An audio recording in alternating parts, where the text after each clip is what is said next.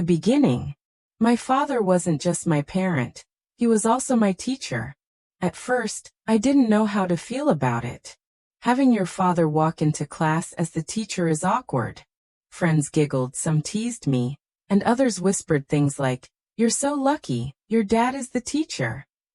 But it didn't feel like luck at all. I was scared that every mistake I made in class would embarrass him, or worse, disappoint him. Yet slowly things began to change. Lessons beyond books. My father didn't just teach us subjects, he taught us lessons about life. He believed every student was capable of something special, and he treated everyone equally. Watching him explain difficult topics with patience and kindness made me see him in a new light. He wasn't just my father who told me to eat vegetables or do homework. He was a man who inspired others, who carried himself with respect, and who wanted the best for everyone. And that's when I realized something powerful.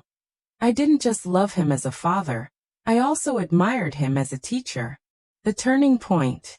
One day, during an exam, I completely froze. My mind went blank, and I couldn't remember anything I studied. Tears welled up in my eyes. I thought I had failed not just myself but also my father. After the paper ended, I sat quietly, hiding my face. But then my father walked over, not as my teacher in that moment but as my dad. He placed a hand on my shoulder and said softly, "Grades don't define you. Effort does. And I've seen your effort." That was the first time I understood the true meaning of love.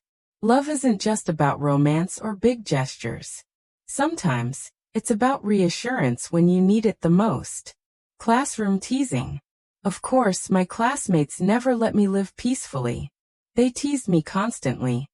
Teacher's favorite. "You're so lucky, your dad loves you more than anyone else here." At first, I laughed it off, but then I realized they weren't wrong. My father did love me differently, not in a way that gave me shore. Looking back. Now when I think about those days, I realize something important. Love isn't always about finding a crush or a partner. Sometimes the greatest love story of your life is the one you already have.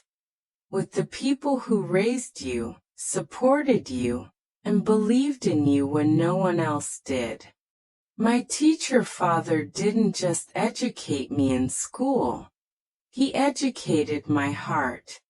And that's the story of how I learned that the truest form of love can exist right at home.